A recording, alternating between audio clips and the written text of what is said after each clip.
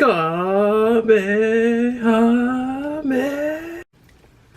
Hi guys, my name is Meads. This is going to be a review for the MonsterArts Godzilla 2017. This is based off the CG movie that was recently aired in Japan. And soon enough, for those who have Netflix, which I have, will be able to watch it. So can't wait for that one.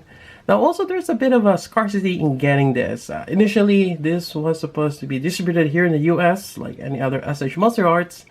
But I guess due to licensing, this is cut off from us. So now this is kind of like an Asian exclusive thing, which sucks for a lot of American collectors. So unless you've pre-ordered this through the Asian market like I did, I went through Amiami when I heard about that news. I got lucky enough to get this. So this is part of my December Amiami haul, and more to review eventually. So here we go. Quite nice.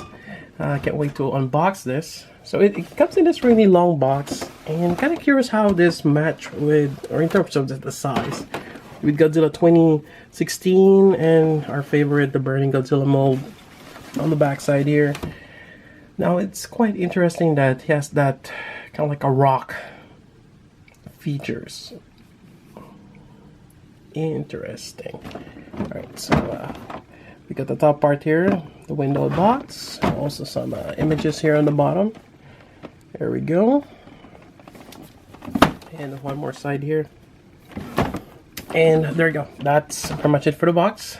I don't see any effect parts inside, nor, well, there's some here. This might be just some spare hands, like always.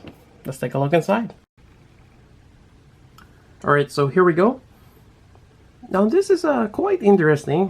There's no any extra accessories other than the figure itself. And the first thing that struck me is that really cool green. It's kind of like jade. Kind of reminds me of seaweed a little bit.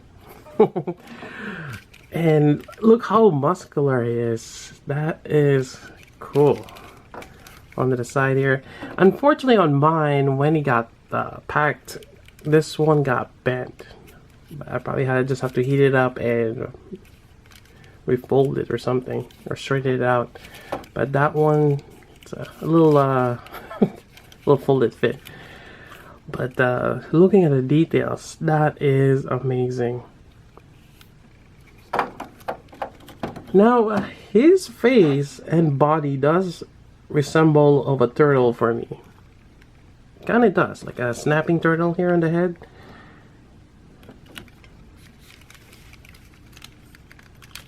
Especially, you know, how the neck is and how bulky his body is. It kind of reminds me of a turtle. Maybe he's a mutation of a turtle instead of some microorganism or some iguana. Alright. Alright, so we have some comparison here with, I believe the 2016 here. If I'm not mistaken, there's just so many Godzillas now. And, Burning Godzilla mold, or the Rebirth Godzilla. He is quite big, but I believe Shin Godzilla is still bigger than that. Yeah. I do have Shin Godzilla, just it's so backed away. And I kind of don't want to bring it out. But hopefully this will give you a size comparison between them. And let's kind of have them in front here. He also has a really wide legs here. Kind of is similar to the 2016 one, how his legs are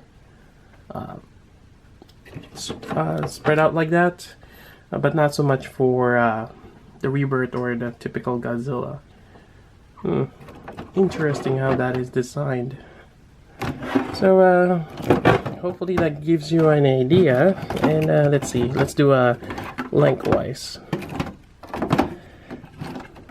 I mean, his tail does reach out. But yeah, it's really nice. Now I'm already kind of forecasting ahead that they might do like an awakened version. We'll see. Hopefully it's not gonna be an exclusive, which possibly it is. But anyways, that's a quick size comparison, and let's take a closer look and check out some articulation.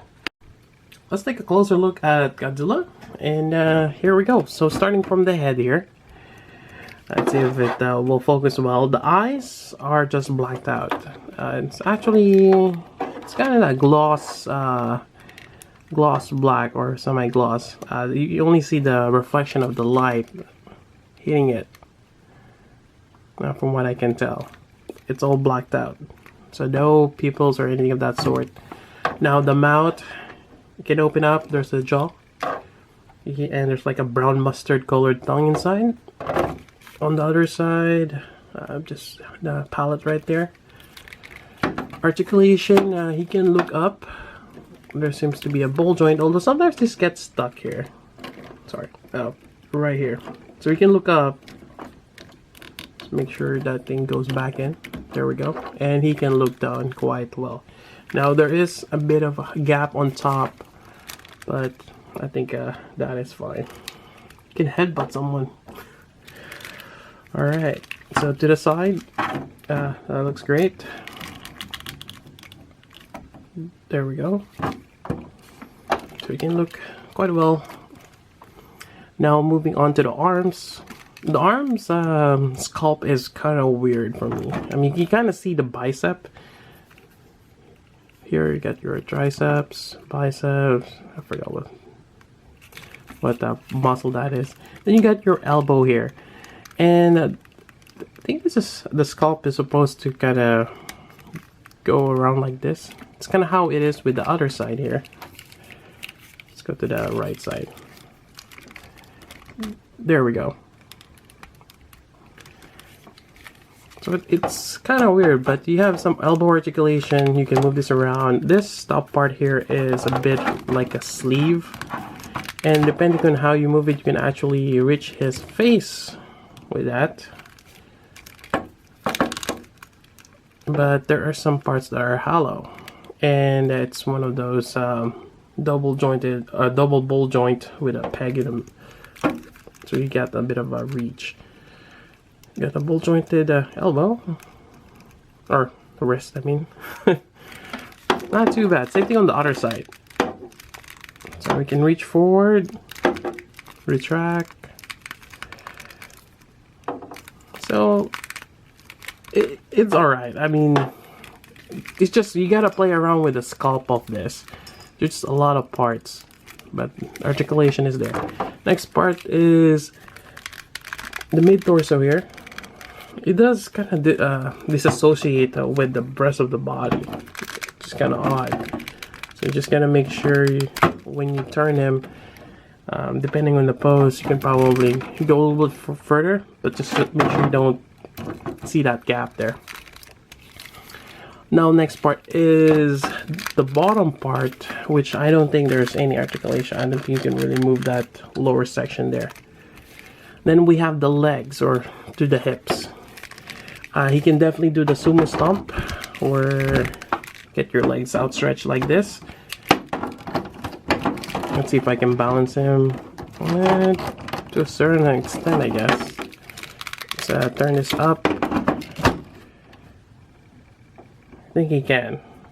Just have to balance it. Well, there you go. So you can move that up. We got some stuff right underneath his sole. Move on the back. There we go. So fairly articulated hip. Then your knee a little bit. Got almost 90 degrees. Although going back, you probably got about, what was that, 25, 30 degrees? So you got a little bit of articulation there on the knee. Then you got some on the ankle. Although it seems like there's another articulation up there. Yeah, kind of interesting how that is. I mean, you can definitely do a wide stance, which is kind of cool for Godzilla having that capabilities. He does really have wide legs. So, there you go. Now, going on the back here, the dorsal fins, there's 3 rows for the most part. They are a bit flexible, as we see on this one here. And it is segmented, starting from here, like all SH Monster, they are segmented all the way to the tip here. Right there, that's the last one. So that is great. Really nice segmented tail. And I really like just the sculpt of this. Like a petrified tree or something. It's a lot of like beefy scales, and in some ways kind of look like a rock monster. But yeah, it definitely has that turtle look to him. Anyways, I think that's pretty much it for Articulation. Overall, I like the legs. The arms is kind of a little tricky to work with. There are some gaps, like I mentioned here, and on the base of the neck. But yeah, it is workable. I like it. It's like a really beefy Godzilla. Anyways, that's pretty much it for the review of Godzilla 2017. We'll see if they make an Awakened version. And hopefully that it's not an exclusive, although most likely it will be. But yeah, if you're able to get this for a good price, I would say below 100, go for it. But typically, anything exclusive, you double the release price, which I know it sucks for a lot of collectors out there. But yeah, it's a great addition to our SH MonsterArts collection, and quite happy I got one. Anyways, that's about it for this review. If you got questions, let me know. So until then, this is Meats. Thanks for watching.